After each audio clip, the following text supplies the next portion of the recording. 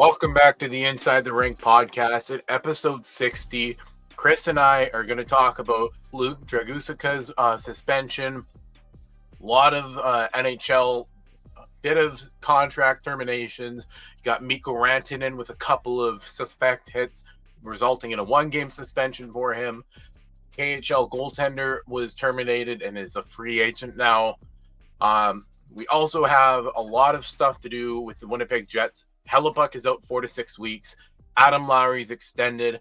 Brad Lambert's permitted to seek a trade partner. Chris and I are also going to dive back into the ITR curse. But before that, Chris, how are you doing today? Fantastic. I'm a little tired. I got home from work today, walked in the door, and the first thing out of my son's mouth was, "Can we play hockey?" So we broke out the little knee hockey net and played a little bit of knee hockey for about an hour before I showered and we ate dinner. I lost once again, shocking, about 7-5. Just fun to come home, play a little hockey, watch some hockey, and, hang out with my son and get all that out of the way. Well, that's awesome. I work today for me, so come straight home, get to do this, talk hockey with you, and then prep some articles for tonight. The usual routine for a Monday. Chris, I just want to get into this right away. Luke Dragusica suspended the remainder of the OHL season, slashed a player in the helmet, left him a bloody mess, and it's not a good situation. Is the suspension, the length of it is deserved. He might not play organized hockey again. This might be the first time I ever say this on the podcast. What the fuck is wrong with him? Watching the video, and I watched it 3 or 4 times. What are you thinking in that moment? I understand the heat of the moment, the game and all of that, aggression, but what the fuck goes through your head to get up and take your stick like that to somebody's head? Honestly, I mean, I know I came out today, or the other day, that he was suspended for the rest of the season. It made me question, what do they do after this year? What's the whole process there? How are they going to review this? He should never play again. Well, there is a process behind it. He has to go through a lot of OHL policy stuff that they've implemented over the last few years. A lot of them being sensitivity training, classes. He's got to get reinstated by the league. So there is a process for Luke Dragusica to get reinstated. I don't know if it is going to get to that point because it's junior hockey. It's not like it's a professional. They're at the professional level. When you see things like this in a player's game so early on, it will turn off teams. And I don't want to say this, I don't want to say this and have it sound bad. Other teams might like to see fire and competitive spirit. This is not that. This is absolute bush league. You don't take your stick and slash someone in the back of the head. There was an incident in the NHL, Marty McSorley. He had done it and slashed a player in the helmet. And it actually led to criminal charges and everything. So Luke Dragusica, I personally think he should be criminally charged for this. There is clear intent to injure. It's just disgusting. And there's no place in any, the cross-check after the fact, the guy's on the ground leaking from his head, and you deliver another cross-check. So clearly you just got up, did not like the play. The play wasn't bad at all. Got up and just saw red. And that's a bad sign. He's 18, so he is a kid. So part of me says, does he go through the sensitivity training and he comes to a new side of it? And hopefully he does, but at the same time, what the fuck? Yeah, and what the fuck is right. Speaking of that, Mikko Rantanen. A lot of I know there's been a lot of debate. Patrick Waugh, as the New York Islanders head coach, rightfully loses his mind over the hit on Alex Romanov. And if you've skated before, and Chris, I know you skate, you played hockey and whatnot. You can balance yourself realistically anywhere. But it's Mikko Rantanen had to push out. Mm-hmm. I understand you were trying to balance. One of them does get hurt in this scenario. Unfortunately, it's Romanov who's out 5 to 6 months with a shoulder issue. It just does not look good. No, I mean, and I don't know what the thought process was with the whole checks on both of them. Personally, there's Rantanen's thought process of I got away with the first one, they're not going to penalize me for the second one. Like I'll just keep doing this all season long, and maybe that was the whole thing behind it. But the Romanov injury, that was brutal. Honestly, I think that was worse of the two hits from Rantanen. Coronado at least came back and played. Right. But I Yeah. mean, even watching it, like not injury wise, but like watching it, I think that was the Romanov hit was the worst of the two. Absolutely. And it's a star player for like it's somebody that they need to send a message to for the rest of the league. I mean, you know, you're telling if you don't suspend him on the Romanov hit and say he doesn't do Coronado, it's telling other players that okay, if you're a superstar, you're not going to get suspended in a way. Then he does the second one. It's like okay, the league clearly said they've seen enough. They gave him a suspension. Now it's going to be something to watch for the rest of the year, at least for him. Yep. And like Mikko Rantanen and the New York, like he faces the New York Islanders in Long Island on March 26th next year. Like Patrick Waugh basically told him, "We're coming for you." Like he was red in the face, screaming at him. Like I get it, you're defending your player. The Coronado hit, it was equally on just a bush league level move. Coronado thankfully came back. Rantanen's heard a lot from the Department of Player Safety this past week. Mm-hmm. Gets fined, doesn't get suspended for the Romanov hit somehow. I honestly thought there was going to be at least a game or two in there. Then he gets one game for the hit on Coronado. And it feels like the whole Rantanen stuff, he's in a position where he could, but maybe the suspension deters him. And that's what suspensions and fines are for. But we've seen time and time again in the league, sometimes suspension, they don't matter to guys. Like, that's what it could be. If you can remember, at least circle the calendar right now for March 26th, because that's going to be a must-watch game. And what's the reaction going to be? Especially, I mean, if you think about it, knowing that game's coming, what are the moves made by both teams for somebody to go after Rantanen in that moment? Like Well, the for league the is Stars. definitely going to Oh, warn both yes, teams. Like, if yes. this gets out of hand, But but there's at least a fight coming, and so there's going to be a move made, by, I think, by both teams to set that up. yep, But I mean, I don't understand the thought process behind what he did, especially being the type of level of player he is.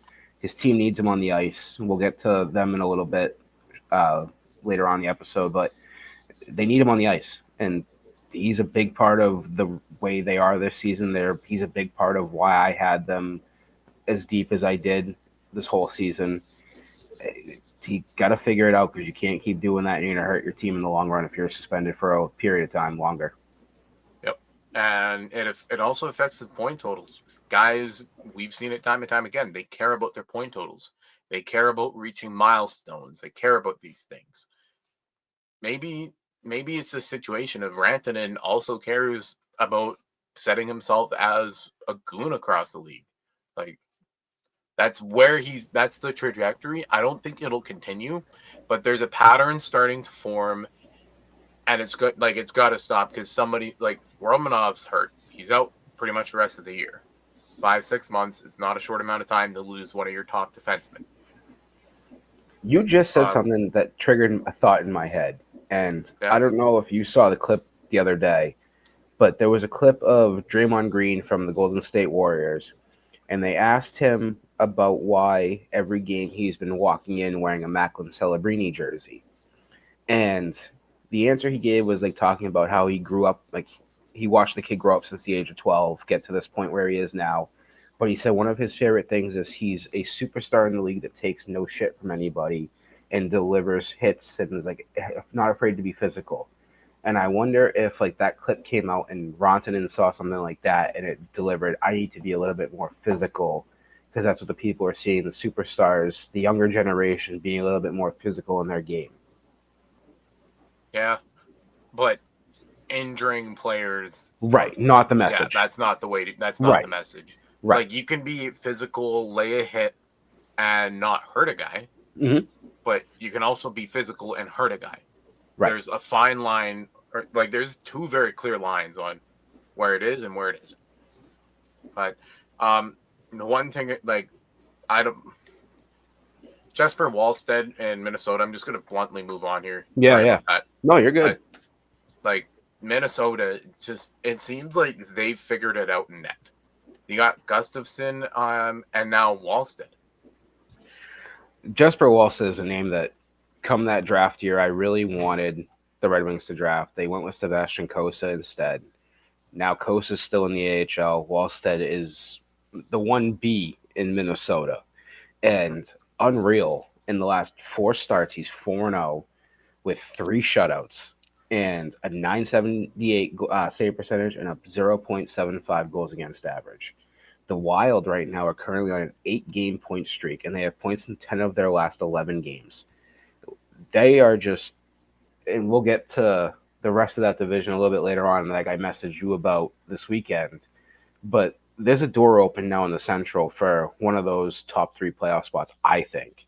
And Yeah. Minnesota, with the way Wallstead's playing and having the other option of Gustafson in net and overall the whole team and getting healthier, they're a scary team in that Central Division. Yeah, well, last night they shut out the Winnipeg Jets 3-0 in a game that realistically, if they don't score 1 or 2 goals, Winnipeg wins. Yep. Winnipeg dominated them everywhere except on the penalty kill. I think I saw Winnipeg did not do anything. That win also snapped their 9-game losing streak to the Jets. Yeah. I believe as well. So they've got something really nice to watch there in Minnesota this season, especially in that. I mean, like we've talked about time and time again on this podcast, it's all voodoo. Goaltending is all voodoo. Mm-hmm. But right now talking a lot about goaltending today too. Yep, they have two very nice options in net to pick from night in and night out. And I wonder if they do move a piece off. It's a name they could to watch. Get a realistic haul, and they can add to their forward core, to the defensive core. There's a lot of options for them. We should definitely state though, Wallstead is probably not the one of the two getting moved if they were to make a move. Well, yeah, because Gustafson, I believe they got in a trade from Ottawa. I think so. And yeah, but there's so many moving parts to this, and I just fact checked myself. They did get him in a trade from Ottawa. Funny enough, for Cam Talbot. Huh. But yeah, thanks Ottawa. It just shows the talent recognition that this team has. Wallstead going 20th overall in 2021. He went 2 picks after Chaz Lucius in Winnipeg. There's arguably a lot of picks in that draft where you can look at and say, what if this guy was really good? Or what if they made the NHL earlier? You could do the same with Wallstead, but you don't know what you were getting if you were to promote him early. And that's been a big thing of mine. And I'm going to talk about this later in the episode. Sometimes guys aren't ready for the bright lights right away. Mm-hmm. Yeah, I mean, that's the thing with the Red Wings with Cossa. I mean, there's a reason they haven't brought him up. There's a reason they went out and got John Gibson. And I want that year, that draft, the 2 goalies in it was Wallstead and Cossa. Those were the 2 prize goaltenders of the first round. And watching, at the time I wasn't doing anything for Inside the Ring, so I was just watching solely for the Red Wings. And watching the highlights I saw, I thought Wallstead was the better option of the 2. And then the Red Wings traded up, and I knew when they traded up, it was going to be a goaltending move. So who were they taking? And I really wanted Wallstead, but they went Cossa. Here we are today. Wallstead's solidified himself as a top goaltender as of right now in this league, and hopefully it continues that way. Whereas Kossa's only made 1 appearance, and it wasn't a relief appearance, and hasn't been called up and is still stuck in the AHL. Yeah, well, I look at Winnipeg. It unfortunately took an injury and we're going to talk about Hellebuck's injury right away, but Milic gets his first call up, and it was right after the Moose game that he got the call and whatnot. I talked to you about this, Chris, but when you start to see prospects and your goaltending prospects specifically get that call, there's very little opportunity throughout the season when you have a certified number 1 guy and a guy who's for sure the backup. Detroit, there's not too much opportunity, but there could be more opportunity given, like, if something were to go tragically wrong in Detroit, like if they hit a losing skid or injuries happen. Like, there's so many what ifs with Yeah, these but they, guys. they just did like Minnesota lost, Fleury left and went and signed with the Penguins, and that opened up the door for Wallstedt. The Red Wings had that opportunity this past offseason where Lyon was leaving, and I can't believe I'm drawing a blank on the other goalie, but they had three goalies last year. Two of them are gone now, a Reimer. So Yeah, those two are gone. They just have Talbot. That was your opportunity to bring up Kosa. They must not have trusted anything because they went out and traded for John Gibson. Now maybe that is Talbot's a free agent after this year, and Gibson, their plan was to have Gibson take over and Kosa be the backup next year. But at the same maybe. time, watching the Red Wings this season, I don't know how that team is letting Talbot walk out the door after the season. I mean, he's been the only reason they're really in first place right now. So Yeah. I think they got to extend him, and that creates a question mark of Gibson and Kosa and what did they do going forward. And I even wrote an article, I think, before the season started, or it might have been after the first week, that Kosa's a name to watch for the Oilers. Mm-hmm. And you can look at any goaltending prospect or guy who might come up, play a few games, and go back down. They could be a realistic option to be traded. Mm-hmm. That's going to be the storyline of the season, and that's shaping up as it is. Oilers are 10-9-5 at the time we're recording this. There's opportunity there. We'll get into that more in a future episode, probably closer to the trade deadline, Chris. But Yep. we got a lot of contract terminations. It seems it's more active than usual. Two in the NHL and one in the KHL. Alex Texier was terminated in St. Louis, and then he signed a one-year deal in Montreal. I know Elliot Friedman had put on Saturday headlines that he expected Texier to sign in Montreal. This should be a pretty decent fit. I saw a tweet, and I don't know if it was before or after Friedman's Saturday headlines, but I did see somebody had tweeted out that he has the same agent as Zarovsky and Demedov. Yeah. So Oh, I forget the I'm name of blanking the on the agent agent's too. name. Dan Milstein, I think.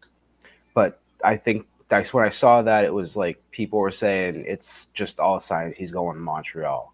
Now today, Martin St. Louis came out and said that he didn't know where he was going to fit in this lineup. And I pulled up their current lineup from what they've been using the last couple games. I don't know how you fit him in it. I mean, it's a great fit for the team and it gives them depth, especially in the bottom six. It's honestly, I think you put him with Jake Evans and Josh Anderson. That makes the most sense and put him on the third line, which, like I said, creates great depth for that team. And I think it honestly makes them better, especially with the fact that they've kind of been struggling a little bit this season, especially with, I mean, we had it before the season started adding Noah Dobson. This was going to be a great jump for a team that was a wild card team last year to possibly finish. I think you had them third, I had them second. Not off to the start. Yes, something like Yeah, that. I think so. Yeah, not off to the start that I might have had them actually first, but not off to the start that we expected. And now adding a piece that can provide bottom six potential scoring and playmaking ability, it's a nice addition. Surprise, not really, kind of surprised, but not surprised at the same time. It didn't work out in St. Louis. I mean, 39 games over 2 seasons, he only recorded 12 points. It just didn't work out as a fit. Now a change of scenery, hopefully it is what he needs, especially playing with people that he's familiar with. We'll have to see, but I'm interested to see where he slots into this lineup. You kind of take the words out of my mouth with that. Texier in St. Louis just wasn't working, to put it blunt. And it's good to see that it's a mutual termination, not the team terminates him or he's terminated due to breaching his contract. He signs in a team that obviously he's going to be comfortable in. He also might have known that there might not be immediate opportunity, but it still could be there should he be ready to play. Yeah. So that's maybe it's a situation of He just needed a change of scenery, and they'll go from there and approach it from there. If he goes to Laval, Laval's going to be a really good team with him. Like, they're already really good. That's going to be a scary team. I can't see him getting sent down. I think this is bringing him in the way they have, and they called up, I forget who, Florian, oh God, what's his Florian Jacquet. Thank you. They called him up the other day. He's currently on the third line with Anderson and Evans. I think that's And I'll be honest, like, sorry to cut you off there, no, but yeah, Florian coming up, I don't know if he goes down. He came in, he had a point, had a pretty decent fight. He didn't look like a liability. And that's the main thing these teams are going to look at when you call a prospect or a young guy up. That's where I think they look at that fourth line. I think they potentially move him down to the fourth line, and then that fourth line they figure out, okay, who we're going to send down there, and you move the third line to be what it is. Yeah. It's just simply of fit and how these guys feel, because maybe Texier does slot in where we think he is going to, or they do some roster moves and all that, and they fit him in. But let's not forget, this is also a team that's missing Patrick Laine, who is coming back at some point. Like, they're going to get now. Maybe by the time Laine comes back, they're way too far out of this for it to even be a conversation. But they've added a depth piece. They're going to get one of their star players back. They could make a serious, I almost want to say, St. Louis Blues last season run. Yeah. If it all comes together. Given that Laine, he's spent more time, and I say this just wholeheartedly because he's in Winnipeg, great player in Winnipeg, but he's been more on the shelf the last few seasons, whether it's in the NHLPA, just being injured or being away from the game in general. It's just, he's missed so much time. Is he going to be effective if you put him in right away? I think being fresh and having fresher legs compared to everybody else, obviously coming off an injury, might be a little bit less fresh, but fresher than most legs in the league. Yeah. I think that could make a big difference too. Okay, and just putting the exclamation on that is, if he can produce just even a little bit, say if he comes in and has 15, 20 points throughout his late stretch of the season, that's more than what you could be expecting out of him. Right. Is given that he was this ungodly goal scorer when he joined the league, and then kind of just fell off a cliff with all that. And it happens with these guys, but Laine could be a really good complementary player for a team looking for a guy who doesn't want to be the star, but they need to be a complementary piece. Toronto has a need for a complementary piece right now because they lost Marner, and he's doing really well in Vegas. That, I'm not alluding to anything, Chris, but I'm just saying is we could see some movement of some sort, whether it's Montreal making room for Texier or maybe it's just general movement. Something to watch for that whole situation there in Montreal. Yeah. It's just a roster thing, keeping bodies fresh. Maybe they do slot him in, and he's just he cruises the rest of the season. He is a free agent at the end of the year, I believe. So go off of that, and the free agent class not looking so thin or not looking so great. It's kind of thin. Maybe he does end up maybe he rides it out in Montreal. You never know. But we're still on the contract termination kind of deal. And I'm going to bulk these two because it's the same KHL team that has the movement. Buffalo and Alex Georgiev, they mutually terminate the contract, and Georgiev signs in Spartak in the KHL. Chris Driedger, who played with the Manitoba Moose last season, was terminated off that same KHL team. He's now a free agent.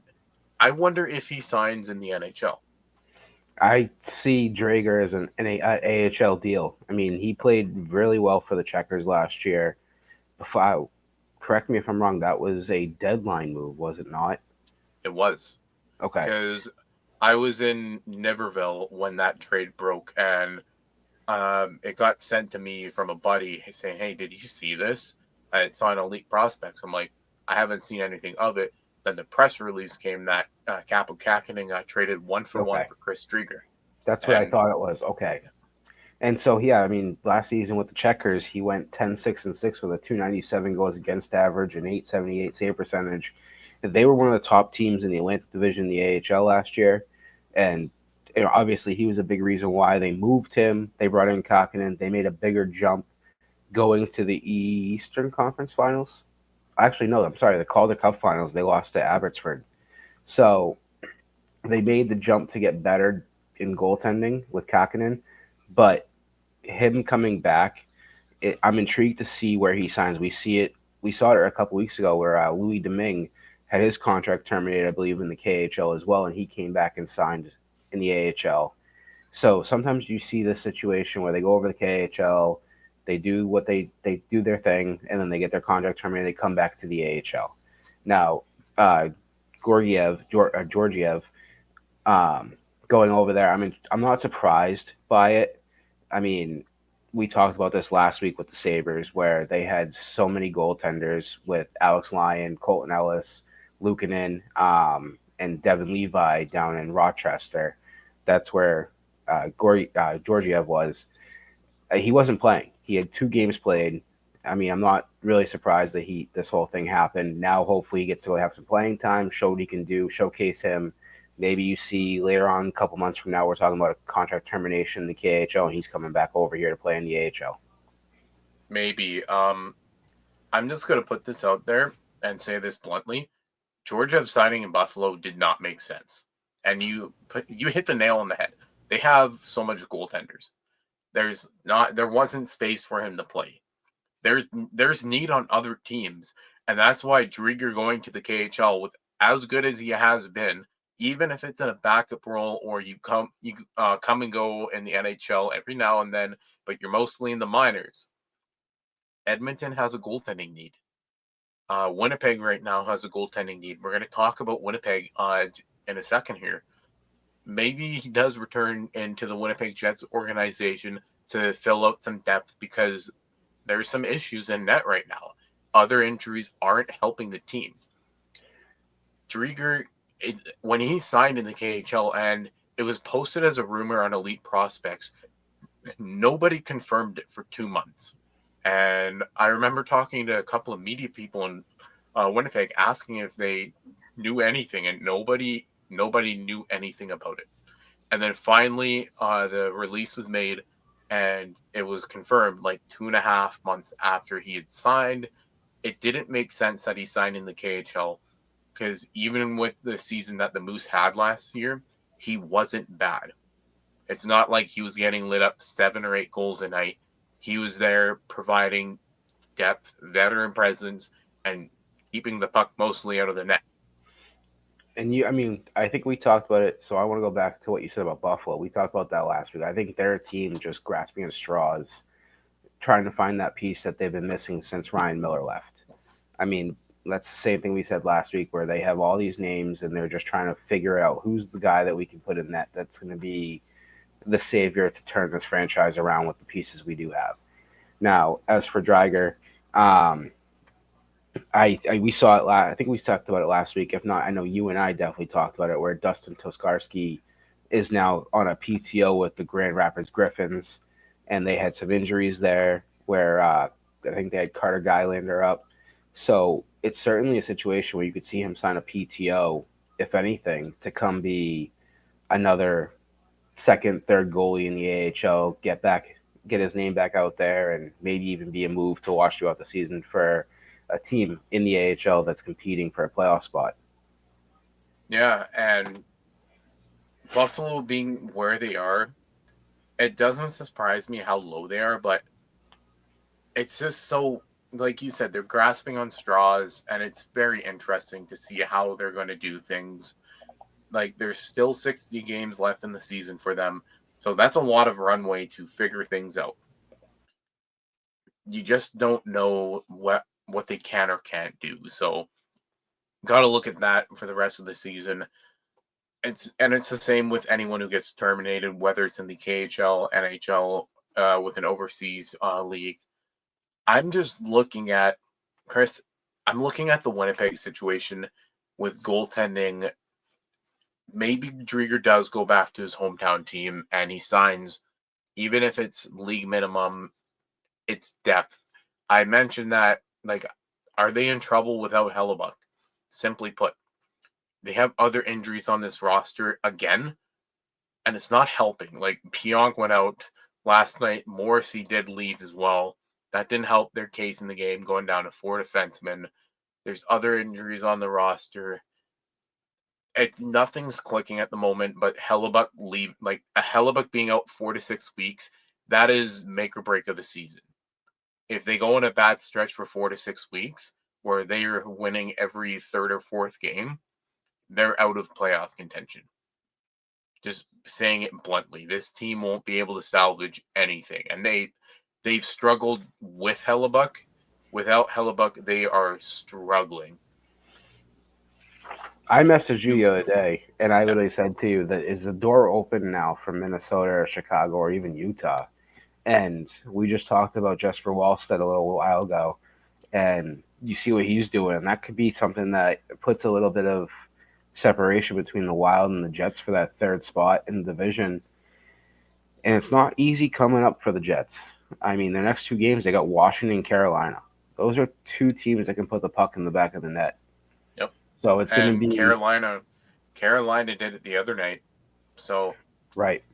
And then, they do, however, have a chance, somewhat of a lighter schedule coming up as well after that, with 3 of the next 4 games. They got Nashville for 1, and then Buffalo for 2. So if they get a chance to get some points there and keep things close, but then the rest of December for them is tough. And that's going to be the question mark. Without your top, one of the back-to-back Vezina, is it back-to-back or 3-time? Back-to-back, right? Back-to-back and then in the Hart last 2 Trophy. years, and Hart Trophy, back-to-back Jennings, and he's won the Vezina another time. So 3-time Jennings Vezina winner. He's been runner-up like 2 other times. That goalie resume speaks for itself. You're missing the best goalie in the NHL right now for that length of time. It's going to hurt your team. And so now it could be, and I hate to say this to you, a rough stretch for the Jets over the next couple of weeks. That not as a hockey fan, it's going to be nice to see other teams see what they can do and if they can actually close on the opportunity. But for the Jets side of things, they got to hope what they have in the pieces in net right now and along the whole team can stick together and provide some turnaround and group together and figure this out over this time span. Well, they were the best defensive team in the league the last 2 seasons. That should speak for itself. They have pretty much the exact same defensive core. On forward, things have changed. I don't see why it's such a different philosophy with the same guys this season. That is the one thing that just baffles me, Chris. Same defensive core, but you can't, this team cannot lock it down like they have. They're not boxing guys out. They're not making it hard to get into the hash marks and get close to the goaltender, which is one thing they were really effective at. Now guys are able to get right in close and crash the net and cause chaos in front of that net. When you have a young guy like Thomas Milic who is up with the team right now, if that happens multiple times in a game, that could lead to 5 goals in his first performance, and then his confidence is shaken. He has to go back down. Where do you go from there? And that's why I mentioned Chris Drieger maybe being a possibility, being a veteran guy coming in. Eric Comrie, he's looked okay in the first 2 starts that he had, but just an early goal against Carolina rattles the team. They're able to answer back. And then Minnesota, even though they're getting outplayed the whole game, they're able to put 3 pucks in the back of the net and win the game 3-0 because Wallstedt stood on his head. I don't know realistically where this team is going to finish without Hellebuck for 4 to 6 weeks. We could even be looking, from the outside inward, Chris, and just maybe they're getting closer to the bottom. They have their first round pick this year, so it's not if they miss the playoffs, It's not a do or die scenario of blow it up. You could run it back.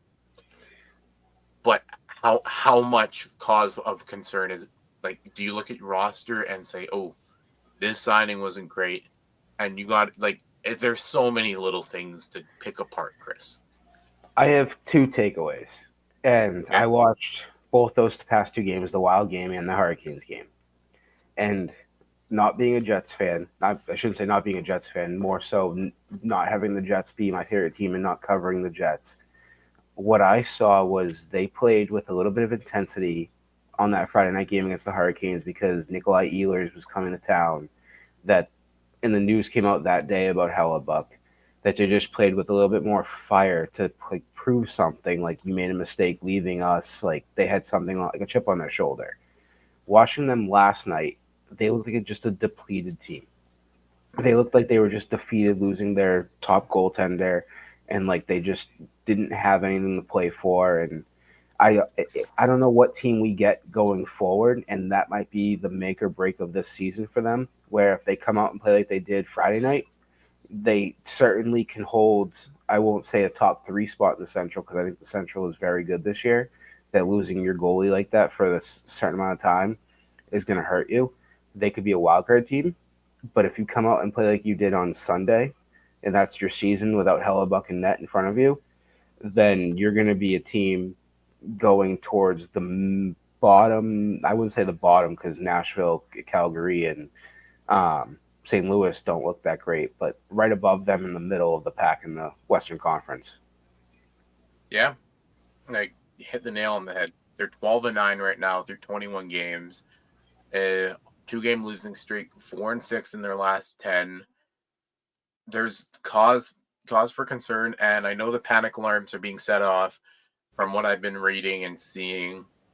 Maybe things do perk up. They're able to get a couple of wins and start to string together momentum. Because momentum is huge when it comes to things like, look at Colorado. They're on top.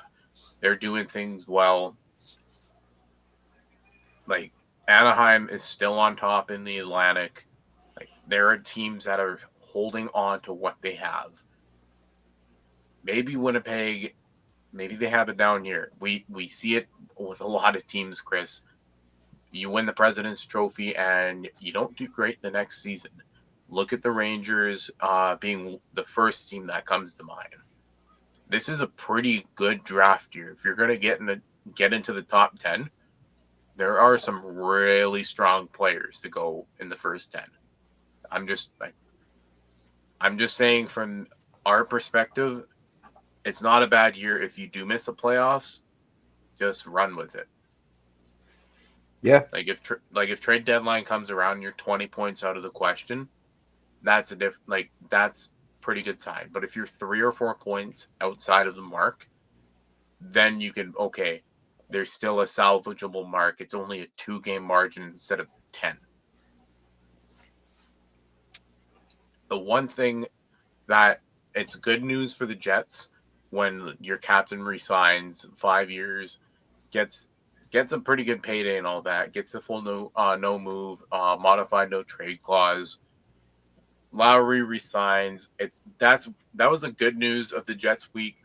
They had a couple of bits of bad news, but Lowry's staying a Jet, and he signs 5-year deal at 33. He'll be here until he's 38, and it shows that they're attracting or retaining talent, because Connor signed long term the start of the season, and we had talked about it. Now Lowry signing until he retires, and if he plays, it'll be 1-year deals. That's good for the team. Losing top guys is not good. You lose Perfetti for a long time. Lowry recovered from hip surgery. I know Morgan Barron was week to week. So many injuries, just, it's not great. Where do they go to recover from these injuries? Injuries don't help any team. I just want to say that. It's just being amplified with this team because they won the President's Trophy last season. So, and Lowry's go ahead. I said this when we talked about Kyle Connor and his extension, is I think this team is just locking up the key pieces that they need for that core. And after watching Nikolai Ehlers leave in the offseason, they want to make sure they have everybody here and without a question of going to free agency and trying to retain them and competing against another team. Just get it out of the way, keep the core here, and then we'll build the youth through the bottom six, and they will come up and take those spots when the time comes. Now, correct me if I'm wrong with you covering the Jets more than I do. Um, Lowry and Taves, I believe, have rotated the second and third line center spots throughout the season. And that, I think that just came in the Carolina game because it was a line shuffle. Or as Ken Weeb likes to put it out, as the line blender. That's a term that's commonly used by a lot of the Winnipeg media people. I'm sure others use it as well. But they switched Lowry and Taves, and they moved, I think, Niederreiter up with Perfetti and Lowry. So that's an Yeah, interesting thing. Just movement, keeping lines fresh. That's going to also benefit the team. What's not going to benefit the team is a prospect, Brad Lambert, as highly touted as he is. His agency was permitted to seek a trade partner. He's un. It's to be assumed that he's unhappy with his position and being sent down, but he has 1 point, which is a goal, through the 4 games that he has played this season. He hasn't looked great in the NHL. Having watched him lots in the AHL, he's a great center. He's 6'2", right shot. He does what you want out of a center who also doesn't play that bad on the wing. He had a really strong first season in the AHL and regressed and did not score many goals last year. I believe he only had 7 points last season. So if he does get moved, he will go to a team and get a respectable player in return. Cheveldayoff is known for coming out mostly on top in these situations, and I look at Rutger McGroarty being traded for Braden Yeager.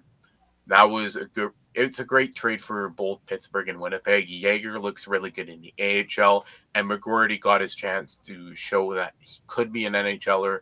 He did go down to Wilkes-Barre, and I think he's floating in between both.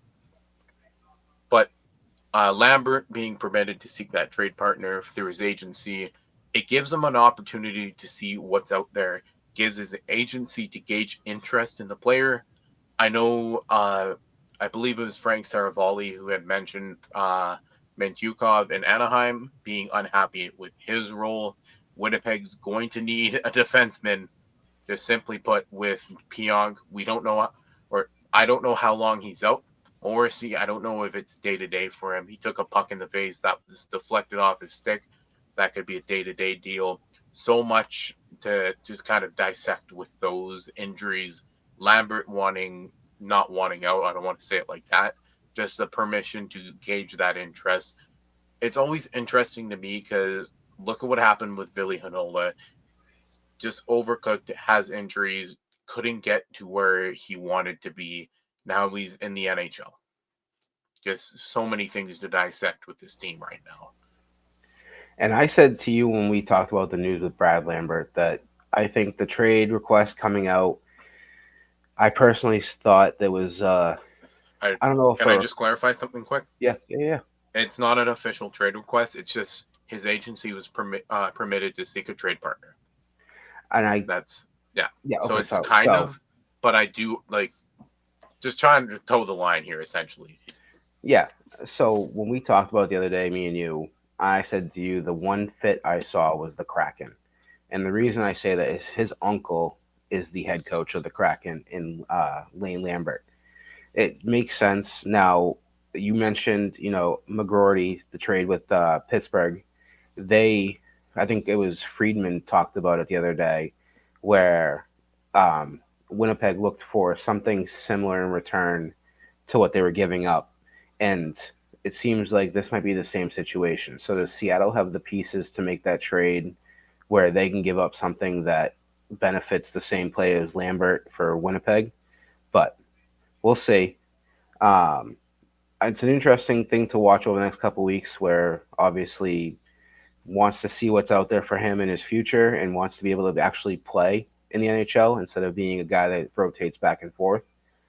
So Winnipeg's got a lot of moving parts throughout the next couple weeks.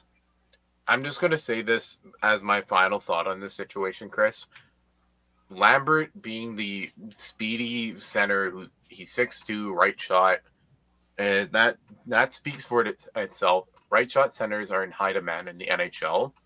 Lambert is one of those players. He flourishes in the top six in that role, and I think that's why they've tried to develop him as a winger, because they're like Winnipeg. They have a lot of good center prospects.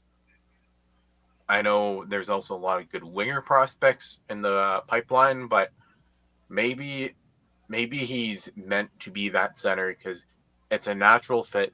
A lot of the time when he is carrying the puck, he naturally goes to center ice. He somehow finds his way as if he is the center on the line, even if he's on the wing with Nikita Chibrikov on Parker Ford's like Parker Ford as the center.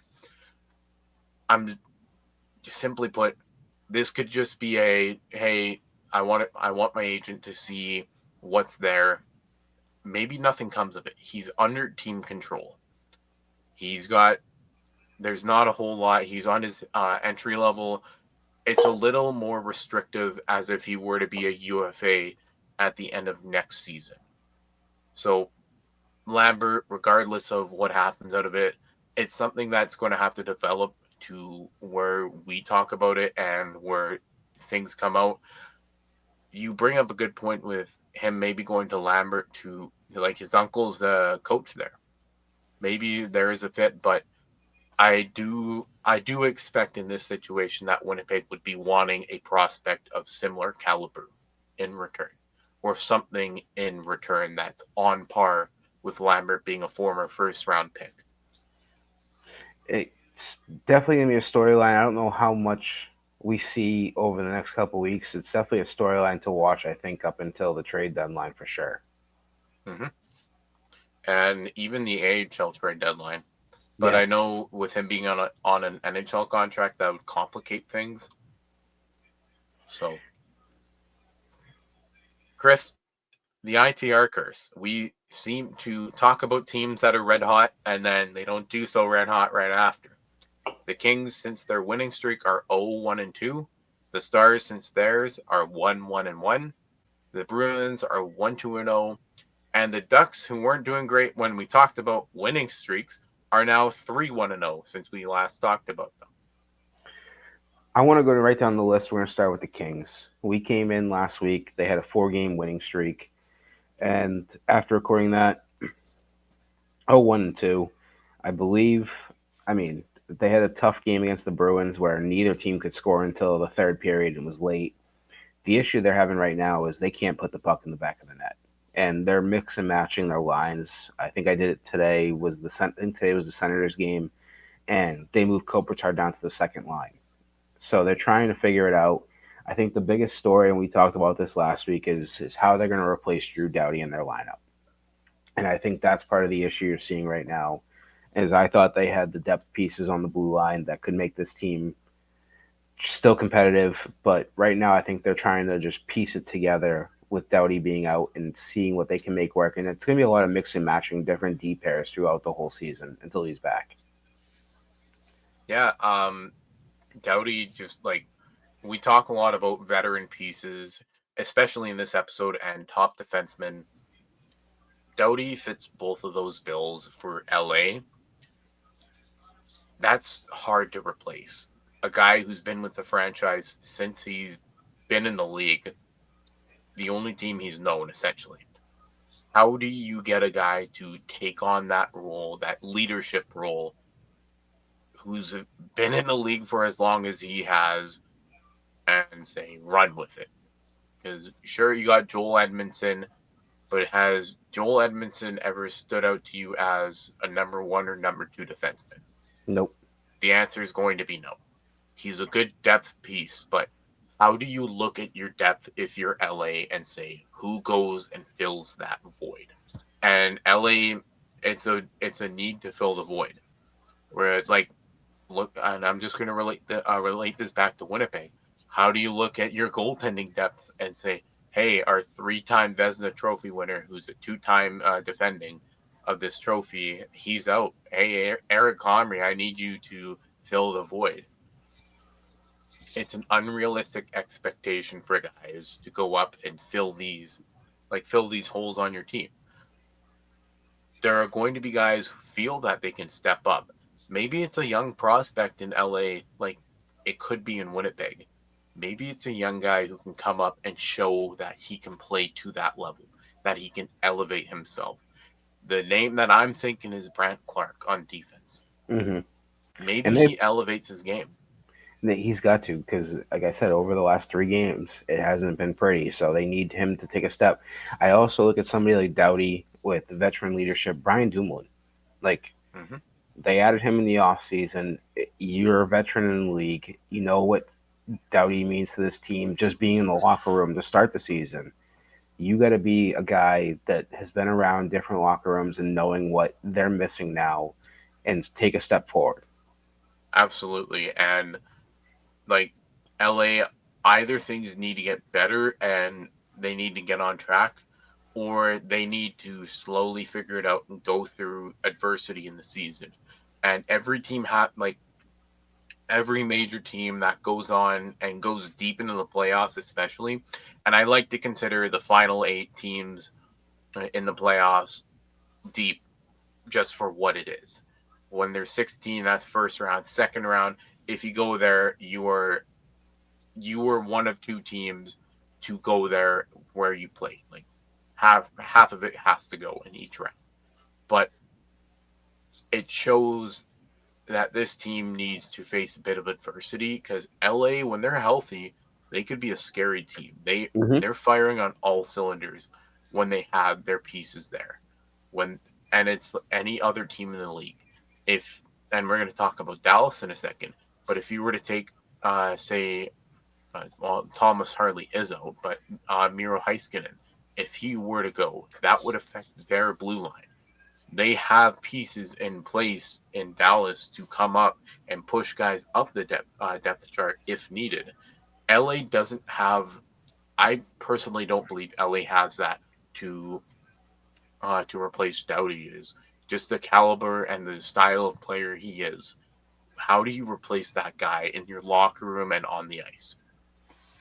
I don't think they can, Yeah. and it's going to be tough sledding for them. I mean, hopefully they right the ship. Hopefully the offense can get going because the offense has been, like I said, struggling over the last 3 games.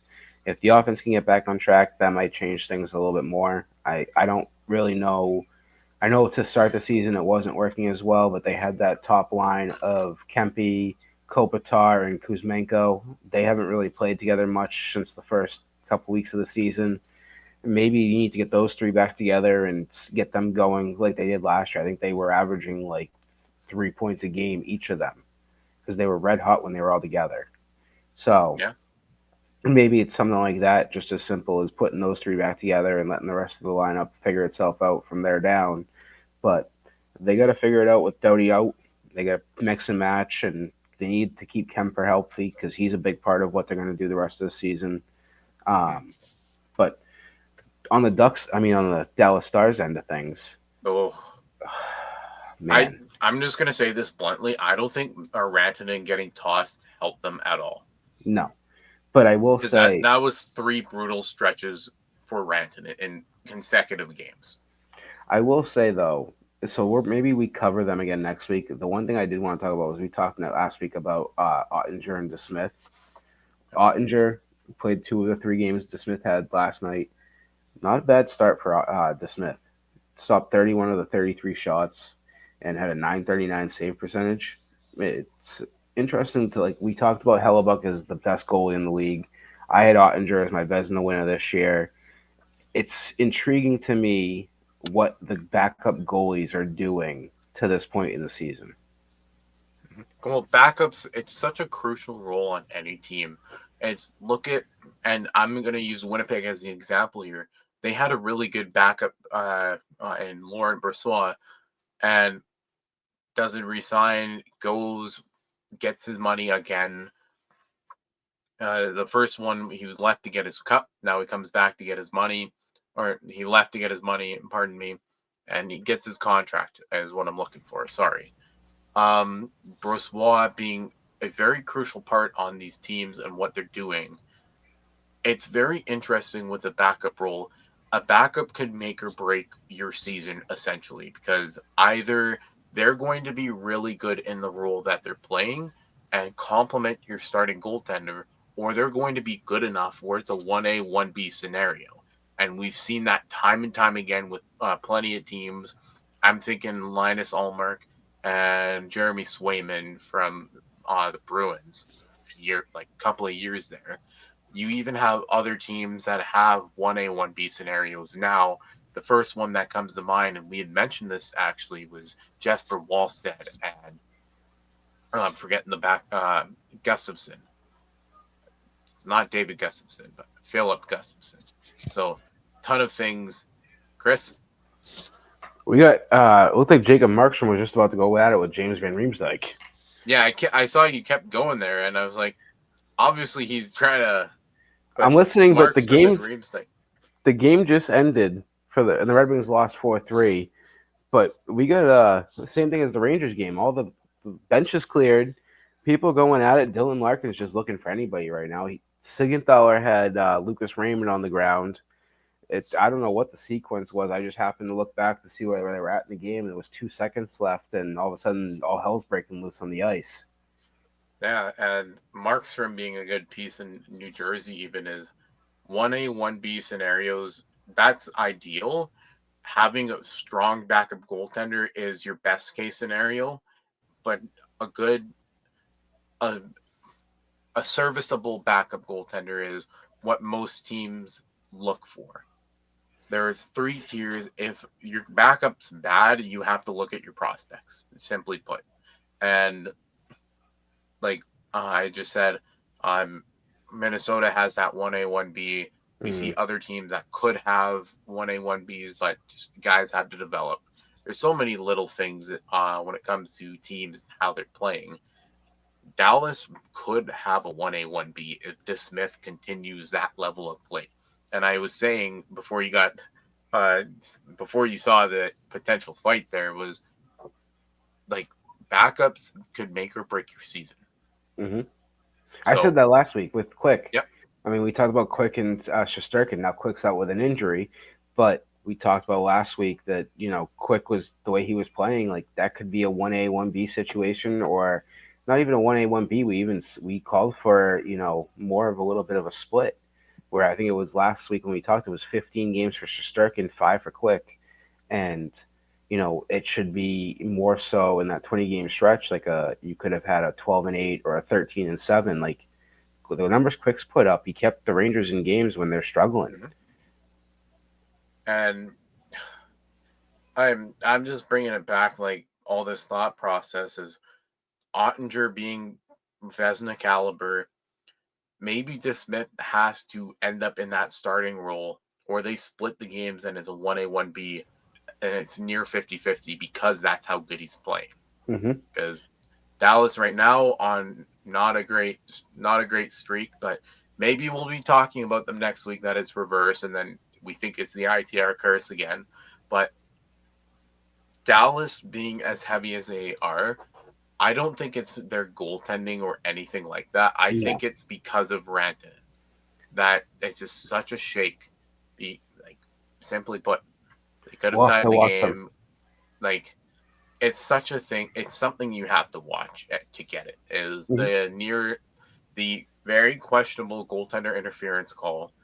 They lose 4-3 to the Islanders, and that was the Rantanen Romanov stuff.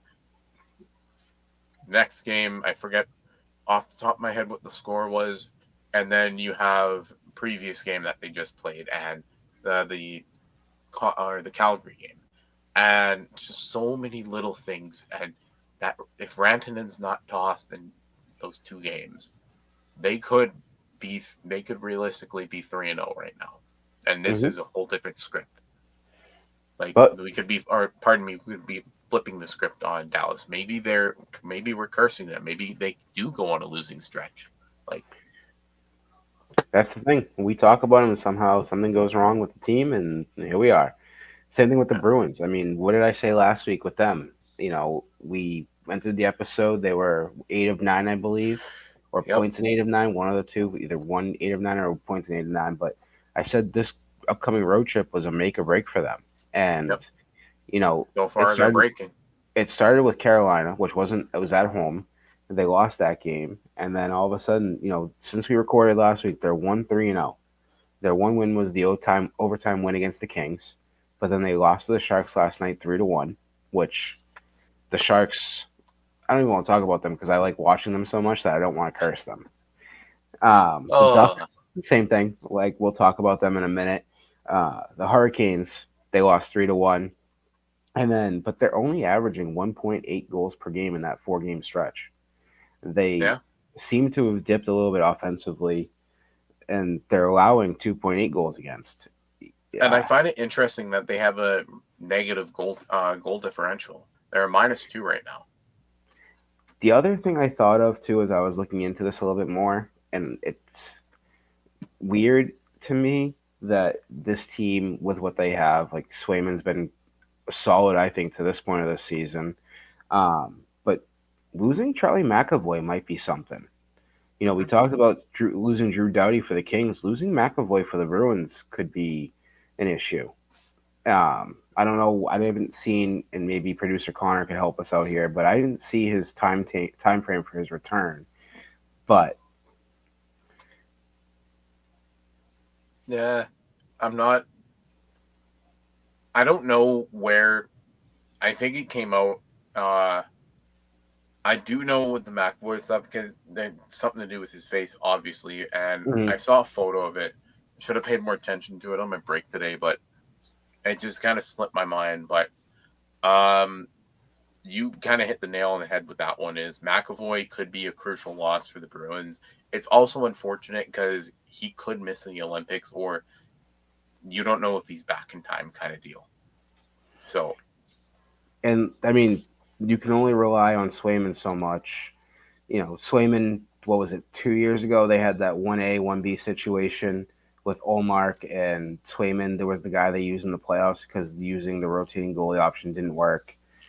And then they gave, Swayman the extension.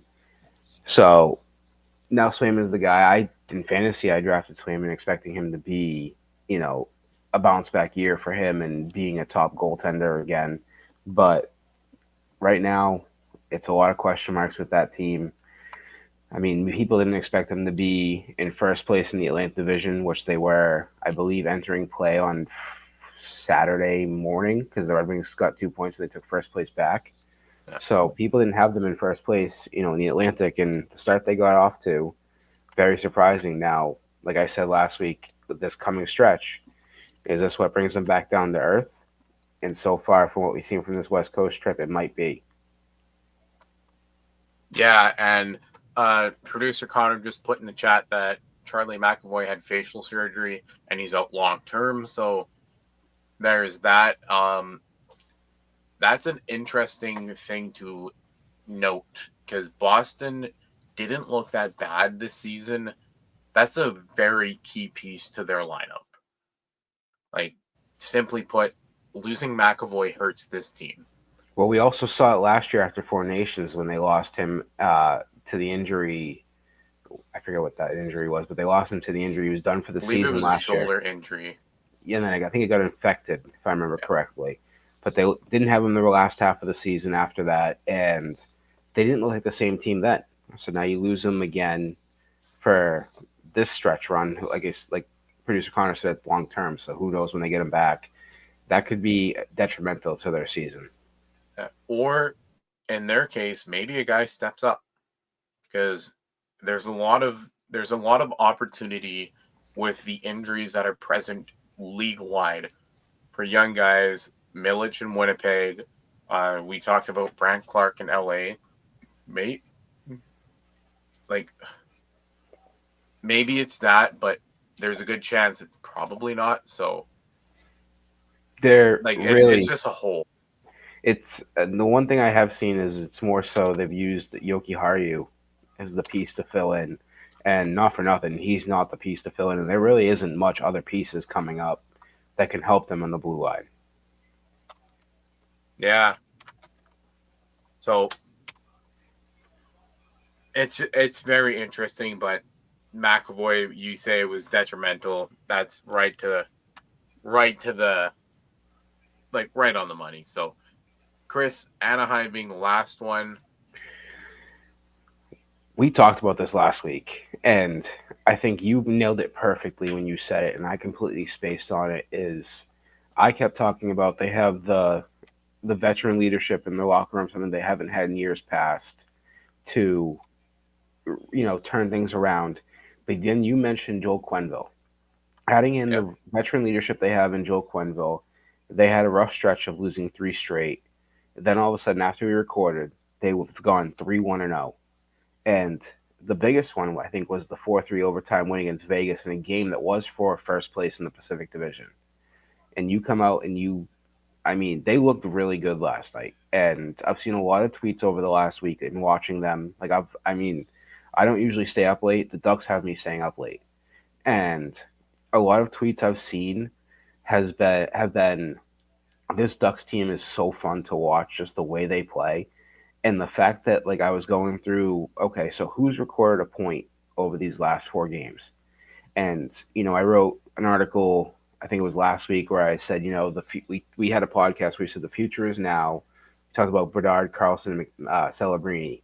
I wrote an article last week about the future, and I talked about all three of them and what they've done this season, and then talked about them head to head and all that.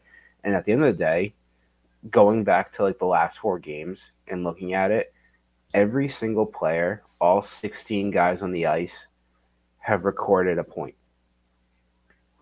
I'm sorry. Yeah, and I'm sorry. All 18. All 18 guys have recorded a point over the last four games. I was gonna say, are they 12, playing 6, 2 18. men short or something? No, I did my math wrong in my head on the fly there. You're all good. Glad you corrected yourself before I was like, there's 18, not 16, Chris. That's Anaheim is such an interesting team because even though they went on a bit of a down stretch, they rebounded so well. Quenneville and we met you said everything that I pretty much had in mind there. They're dialed in. Quenneville knowing how to bounce back off of losing stretches. They're 14-7-1 right now through 22 games. They're first in the Pacific because of it. They you look at Colorado, who's got 37 points. That seems like a very hard team to catch. But if things start to go Anaheim's way and they know they're in a playoff spot, maybe they start to make moves that benefit the team and they start to go on these stretches and show what they are. Something I thought of, and I don't want to steal your thought here, but it popped in my head and I thought of this the other day too, and I wanted to mention it. Was Joel Quenneville, before Florida won all those cups, Quenneville was the head coach in Florida. You saw things turn around for the Panthers, and they started making playoff runs, and they were actually more competitive in games.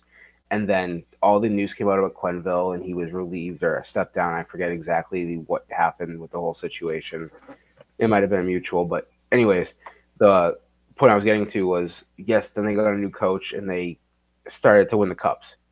And, that was a foundation laid by Quenneville that I'm not saying this is the season of the Ducks, but we've seen over the last couple of seasons a dynasty form built. We saw it with the Lightning. We saw it with Panthers. We may actually see and Quenneville did it with Chicago. We may be seeing the Joe Quenneville effect where we might see the Ducks as a powerhouse in the NHL for the next couple of seasons. And the biggest thought I had is the NHL to me is at their best when most of the original six is in the playoffs and when the three California teams are back competing for a playoff spot. Mm-hmm. San Jose, they're a fun team to watch in the playoffs. Anaheim is really fun always. They have the crowd for it. They're electric. And you mentioned the Joel Quenneville effect. Florida built on their system is they play a very mean dump and chase game. That's the way to say it. And they beat you to a pulp in all three zones. Anaheim, they're starting to form that identity. They have Trouba, Gudis. I know Ross Johnson's been scrapping a lot this year. they have identity, and that's one thing they lacked the last few seasons was where does this team, where do they identify on the ice? Because you can identify as a team that's in a rebuild. That's a team. That's not an identity. An identity is you go out and you're hard hitting. You go out, you score a lot of goals.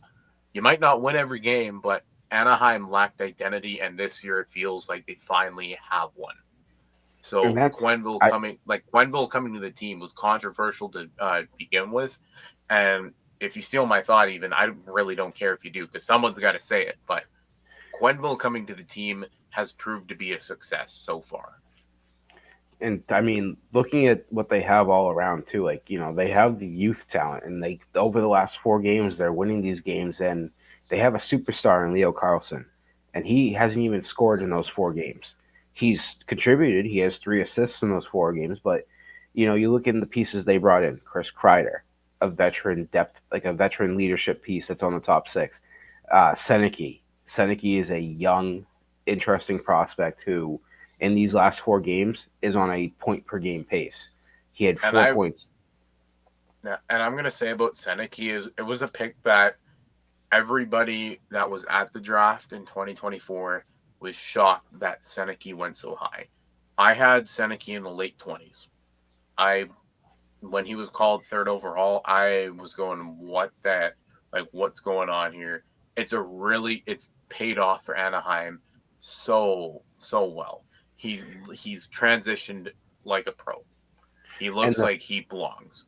the fact that they can have Alex Killorn on their bottom six is just a perfect example of the depth they have. Like Strome as well had 4 points in the last 4 games. Troy Terry has kind of taken a back seat. Like he was a big name guy when there was him and Zegras, and now Yep. he's kind of taken a back seat to Carlson. I did see a tweet the other day, and I agree with this 100%. Is the Ducks may have won the Cutter Gauthier trade, Oh yeah, Cutter and Gauthier. I'm sorry, Gauthier. All Um, good. he had 5 points in the last 4 games. He's a goal and 4 assists. It's just this team is built to compete. And we talked about it, and you missed the episode, but I had your predictions, and we talked about it. And I believe you and we had Daryl on. I think both of you had the Ducks low in the division. I actually had them, I believe, sixth, and I thought maybe they were 1 year away. And maybe I was wrong. Maybe that 1 year is now. Like maybe Maybe last year was the 1 year. or maybe they leapfrogged. Maybe maybe they're doing better than everybody initially expected of them. And we talked about it. Like you get to that 20 game stretch, like you kind of figure out what your team is for the season.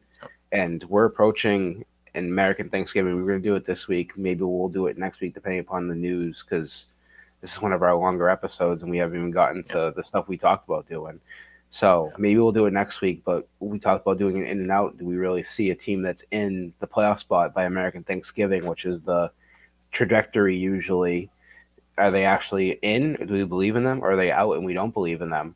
Um, the Ducks might be a team where we have a serious long conversation. Are they in or out for both of us?